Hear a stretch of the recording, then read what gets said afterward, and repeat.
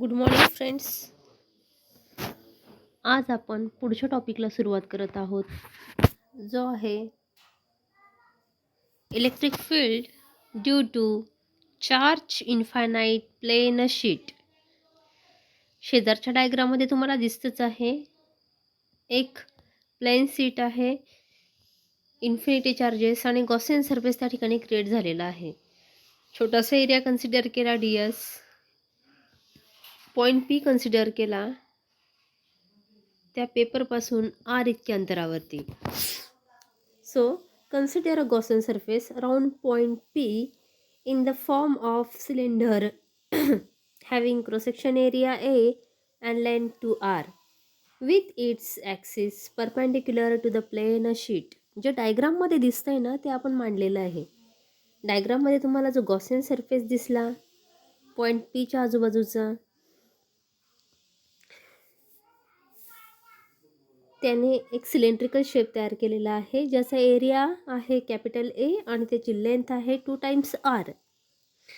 The plane sheet passes through the middle of the length of the cylinder such that the ends of the cylinder are equidistant from the plane sheet. Point P आणि P' पा पेपरपासून equal अंतरावरती आहेत, म्हणून त्यांना काय म्हटलेलं आहे, equidistant point. So the total flux through the closed surface is given by. the diagram मध्ये तुम्हाला दिसत आहे क्लोज सरफेस आणि त्याचा total flux phi equal to हा दोन फॅक्टरची बेरीज असणार आहे. कसं तर प्लेन पेपरपासून प्लेन शीट ऑफ पेपरपासून दोन पॉईंट इक्विडिस्टंट आहेत P आणि P', म्हणून फाय काय असेल, बेरीज. It is the addition of integration EDS for point P plus integration EDS for point P'. आता डायग्राममध्ये बघितलं तर अँगल थिटा हा 0 आणि cos theta equal to cos 0 equal to 1, म्हणून फाय इक्वल टू काय असेल, EA प्लस EA. दोघंही इंटिग्रेशन सॉल्व केले तर दोघांची व्हॅल्यू सेम निघणार आहे, म्हणून फायची किंमत काय येईल, equation number 1, that is 2EA.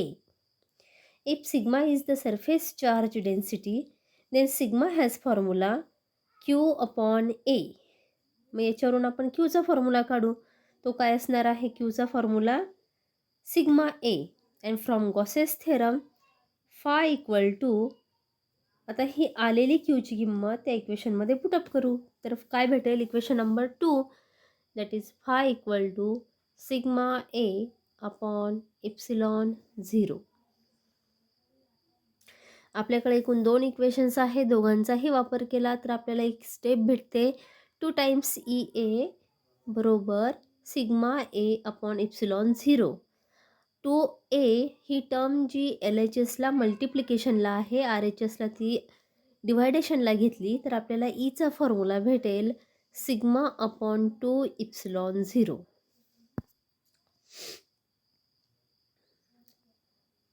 त्यानंतर आपण पुढचा कन्सेप्ट शिकणार आहोत, जो आहे electric potential and potential energy. आता यामध्ये electrostatic potential energy is the work done against the electrostatic forces to achieve a certain configuration of charges in a given system. Electrostatic potential energy म्हणजेच काय आहे, electrostatic फोर्सेसने perform केलेलं work done काय करण्यासाठी, to achieve certain configuration of charges in a given system. हे definition आपल्याला परिचित आहेच. Then consider the positive charge Q fixed at some point in space for bringing any other positive charge close to it. Work is necessary and this work is equal to the change in the potential energy of their system. म्हणजेच याचा अर्थ काय झाला की एक charge आहे स्पेसमध्ये Q, त्याच्या संपर्कात आपल्याला एक दुसरा चार्ज ठेवायचा आहे, तर वर्क डन हे परफॉर्म करावं लागेल. Work is necessary. आणि ते घडलेलं वर्क डन हे कशासोबत असेल? It is equal to the change in potential energy of the system. Thus, work done against a electrostatic force is equal to increase in potential energy of the system. दोघांचे value same असतील. So F bar dot dr bar equal to du. Work done against electrostatic force काय असेल? F bar dot dr bar. बरोबर आहे. आणि increase in potential energy काय असणार आहे? du. म्हटलेलंच आहे खाली, where du is the increase in potential energy when the charge is displaced through dr bar and F bar is the force exerted on the charge. Concept फार सोपा होता. Electric potential and potential energy. त्यानंतर आपण घेत आहोत expression for potential energy. Diagram बघा. काय म्हटलेलं आहे? Charge plus Q0 displaces bye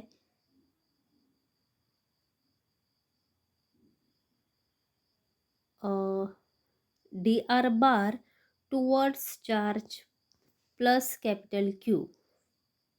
figure बघा, तुमच्या लक्षात येऊन जाईल. त्यानंतर ह्या फिगरचं डिस्क्रिप्शन. फिगर बघितली सगळ्यांनी? सगळ्यात वरची रेषा हे किरण आहे तो प्लस Q ह्या चार्जपासून प्लस स्मॉल Q0 इकडे डायरेक्टेड आहे. त्यानंतर आपण त्याचा मिड पॉईंट घेतला पॉईंट B. त्यानंतर एक पॉईंट कन्सिडर केला आहे पॉईंट A. आणि O पासून पॉईंट Aचं अंतर आहे R1. पॉईंट O पासून Bचं अंतर आहे R2. So let us consider the electrostatic field due to source charge plus Q placed at the origin O. म्हणजेच काय केलं आपण? जो सोर्स आहे चार्जचा प्लस Q तो पॉईंट Oच्या ठिकाणी ठेवलेला आहे आणि त्याद्वारे निर्माण होणारी इलेक्ट्रोस्टॅटिक फील्ड ही आपण अभ्यासतो आहोत. So it is considered. Let a small charge plus Q1 फिगरमध्ये बघायचं. B brought from point A to point B at respective distances R1 and R2 from point O. Point O पासून R1 आणि R2 म्हणजेच A आणि B इथे आपण charge put up केलेला आहे plus Q. Fe bar is in displacing the charge Q0 through a small displacement dr bar appears as an increase in the potential energy of the system. So du आताच आपण शिकलो. Formula काय आहे तो? du equal to Fe bar dot dr bar. आता ह्या ठिकाणी जी direction आहे ती अपोजिट असल्या कारणाने साईन काय असेल? मायनस. डिस्प्लेसमेंट आणि पोटेन्शियल एनर्जी एकमेकांना कशा आहेत? ते अपोजिट डायरेक्शन्समध्ये आहेत. सो निगेटिव्ह साइन्स डिस्प्लेसमेंट आणि इलेक्ट्रोस्टॅटिक फोर्स हे अपोजिट आहेत Fe. So negative sign appears because the displacement dr bar is against the electrostatic force Fe bar. For the displacement of the charge from the initial position A to the final position B, the change in the potential energy delta U can be obtained by integrating du. आता आपल्याला total energy काढायची आहे तर निश्चितच delta यूच्या इक्वेशनला ड्यूला काय करावं लागेल? Integrate करावं लागेल. म्हणजेच काय भेटणार आहे? Delta U. So it is equal to integration R1 R2 du. D ची किंमत पुटअप केली, काय आहे ती F E bar dot D R bar. So the electrostatic force between two charges separated by distance R is. आता आपल्याला माहिती आहे एफचा फॉर्म्युला काय असतो, F suffix E bar equal to minus in bracket 1/4πε0 capital Q small Q 0/r² into R cap. Standard formula आहे हा. So for a system of 2 point charges delta U equal to integration r1 r2 du. मग किंमत put up केली आपण delta यूच्या इक्वेशनमध्ये. F ईची किंमत ती काय टाकली, minus in bracket 1/4πε0 capital Q small Q 0/r² into R cap. D R bar as it is. आता जी कॉन्स्टंट टर्म आहे ती इंटिग्रेशनच्या बाहेर घ्यायची, म्हणजे तिसरी स्टेप पहा तुम्ही. कॉन्स्टंट टर्म कोणती आहे, minus 1/4πε0 capital Q into small Q 0. हे बाहेर काढले इंटिग्रेशनच्या, तर इंटिग्रेशन कशाचं निघणार आहे, 1/r²चं. आणि 1/r² इंटिग्रेशन मॅथमॅटिक्सच्या नियमानुसार काय आहे, -1/r. त्याला फक्त आता आपल्याला लिमिट द्यावे लागतील, lower limit r1 upper limit r2.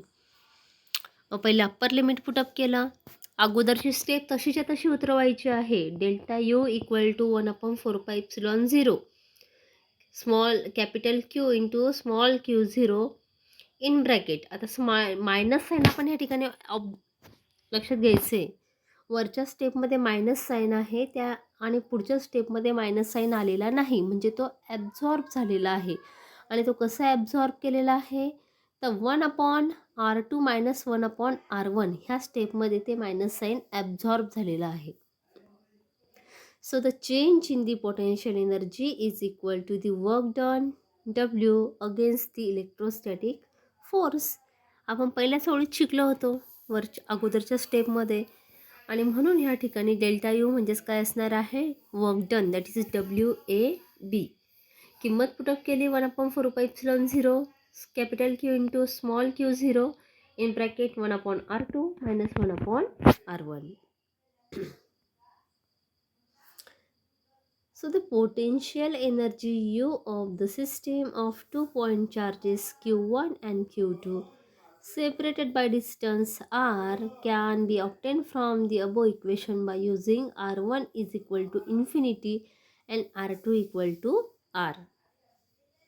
म्हणजे आपण काय करत आहोत, आता जे लिमिट होते इंटिग्रेशनचे r1 टू r2 त्यांच्या किमती पुटअप करत आहोत. So WAB equal to delta U. पुन्हा डेल्टा यूची स्टेप आपली पाठच झालेली आहे, किंवा तो formula 1/4πε0 QQ0 in bracket 1/r2 minus 1/r1.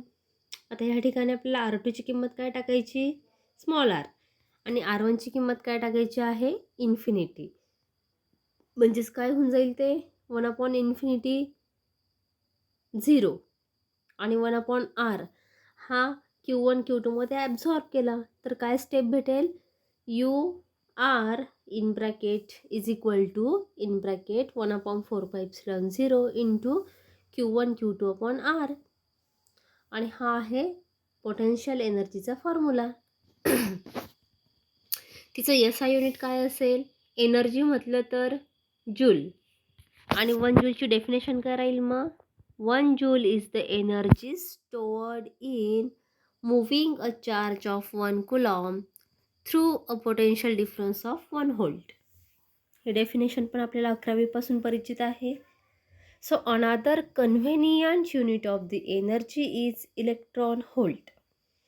हेही आपल्याला माहिती आहे. एनर्जीचं आणखी एक युनिट काय आहे, electron volt, which is the change in the kinetic energy of an electron while crossing 2 points maintained at 2 difference of 1 volt. बरोबर आहे. आणि 1 इलेक्ट्रॉन व्होल्टची किंमत किती असते, 1.6 इंटू 10⁻⁻19 जूल. याच्यावरून आपण 1 मेगा इलेक्ट्रॉन व्होल्ट काढू शकतो आणि 1 किलो इलेक्ट्रॉन व्होल्ट सुद्धा काढू शकतो.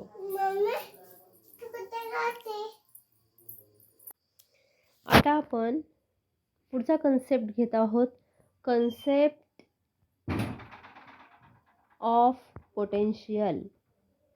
From potential energy of a two particle system at a distance R, U R चा फॉर्म्युला ह्या ठिकाणी घ्यावा लागेल. काय आहे तो? 1/4πε0 Q1 Q2 R. आता यातून आपण काय करतोय, फक्त Q2 साईडला घेत आहोत, बरोबर आहे. Q1 हा ब्रॅकेटमध्ये घेतला. आता Q1/4πε0 R हे उत्तर कशाचं असेल? V1R, किंवा ती किंमत पुटअप केली V1R, बरोबर आहे. मग UR चा फॉर्म्युला काय भेटला? जसं आपण V1R मध्ये कन्वर्ट करताना Q1 चा वापर केला, तर V2R मध्ये कन्सिडर करताना Q2 चा वापर करावा लागेल. म्हणजे ब्रॅकेटमध्ये Q2 घ्यायचा आणि आउट ऑफ ब्रॅकेट Q1 घ्यायचा. तर आपल्याला UR चे दोन फॉर्म्युले भेटले. एक भेटला V1R Q2 आणि UR चा दुसरा फॉर्म्युला भेटला UR = V2R Q1, बरोबर आहे. So where V1R and V2R are the respective potentials of charge Q1 and Q2 at a distance R from either. So electrostatic potential energy is equal to electric potential V into charge Q. So electrostatic potential is equal to electrostatic potential energy per unit charge. म्हणजे V = U/Q. Per unit charge म्हटलं की आपल्याला Q आलेला आहे. So electrostatic potential difference between any two points in an electric field can be written as. आता दोघांमधला difference घ्यावा लागेल. V2 - V1 बरोबर U2 - U1/R, that is dW/Q. So it is nothing but dW म्हणजे work done.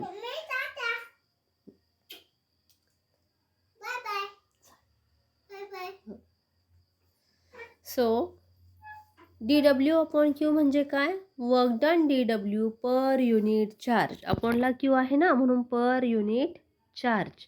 To move the charge from point 2 to point 1. अतिशय सोपा concept. त्यानंतर आपण घेत आहोत relation between electric field and electric potential. So consider the electric field produced by charge plus Q kept at point O. फिगरमध्ये बघायचे.